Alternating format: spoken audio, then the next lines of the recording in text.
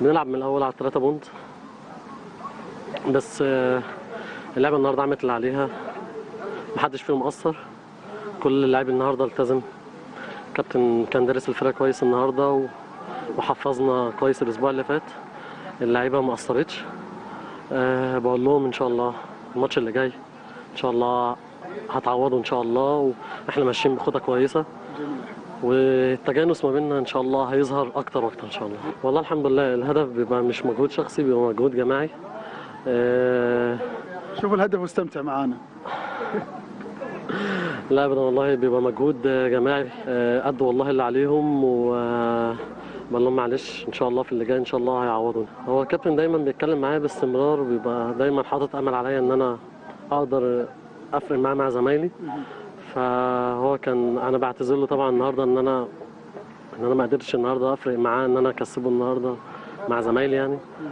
فبقول له ان شاء الله في اللي جاي ان شاء الله هقدر ان شاء الله مع زمايلي ان احنا نعمل حاجه كويسه نشرفك يا كابتن عادل.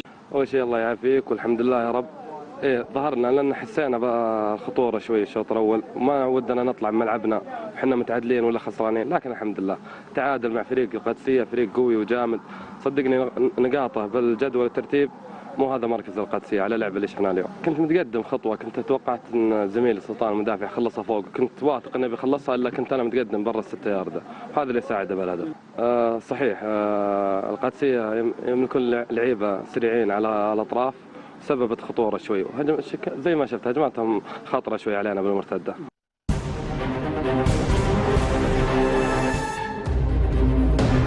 اليوم كانت مباراه يعني كانت 50% للقادسيه و50% للباطن. القادسيه كان افضل الشوط الاول وسيطر على كثير من فترات المباراه وحقق هدف، يعني حقق هدف. الشوط الثاني كان بطناوي الى فترات كثيره، لكن بالنهايه هي نتيجه عادله والحمد لله. والله شوف هي كتقييم يعني هي ممتازه بالنهايه، ممتازه.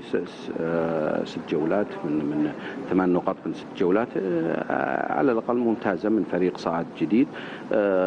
لكن طموحنا ان سالت عن طموحنا اكثر، خاصه في المباريات اللي تلعب على ملعبنا، والقادم افضل. مباراه الوحده بنكون الان احنا بنستعد لمباراه الاتحاد كاس ولي العهد، وبعدها ان شاء الله في مباراه الوحده حيكون ان شاء الله فريق افضل.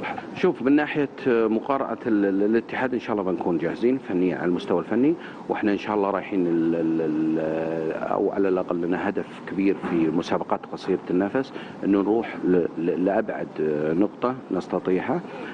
بالنسبه للجاهزيه طبعا احنا جاهزين الحمد لله، الملعب جاهز من كل الامور التنظيميه، الامور الامنيه، وراح تشوفون ان شاء الله مباراه جميله من كل النواحي. كم طبعتوا تذاكر لمباراه الاتحاد؟ لا فل، هو شركه لكن هي فل طبعا. كم تقريبا كم مقعد راح يكون في الملعب؟ 6500. اي نعم. طيب انا نادي فيصل عياده نشوفه معاك يجي. فيصل طبعا احد نجوم الفريق، ايش رايك في هاللاعب بدون مجامله؟ والله بدون مجامله فيصل ولدنا، وفيصل لعيب كبير ومؤثر في نادي الباطن، ووقت الزنقه بتلقى فيصل تلقاه كريستيانو ما يحتاج. ايش رايك بفرحته لقلب كريستيانو؟ لا ما يحتاج، هو كريستيانو عندنا افضل من كريستيانو. افضل من كريستيانو. لا عندنا احنا بالباطن جمهور الباطن ما يحتاج وش كريستيانو وش ميسي، ما يحتاج. هذا فيصل عياده يعني. يعطيك الله العافيه. يعافيك. شكرا. الشهادة في مجروح ابو بدر يعطيه العافيه على كل ما قدمه لنا سواء في الدرجه الاولى او في الممتاز. قليل كلمه شكرا بحق ابو بدر صراحه. خليني اسالك بالتحديد فيصل، هذه المباراه انتهت، المباراه القادمه بالتحديد مباراه الاتحاد ايش حتسوون فيها؟ بتشوف الباطن غير ان شاء الله باذن الله. تفوزون على الاتحاد؟ احنا ما نلعب كل مباراه الا بالفوز، ما نفكر لا تعادل سواء فريق كبير او فريق صغير، سواء بالمستوى، ما اتكلم لك عن الاسماء. احنا ستايلنا واحد وراح ندخل كل مباراه بالفوز. جميل. السؤال اللي دائما ينطرح، ايش سر العزيمه وقوه الاراده للباطن خاصه في ارضه؟ لولا العزيمه والاراده ما وصلنا للممتاز. شو تقول لجمهوركم؟ جمهوركم حلو. نعدهم ان شاء الله المباراه الجايه اللي يكون مستوانا افضل من اليوم.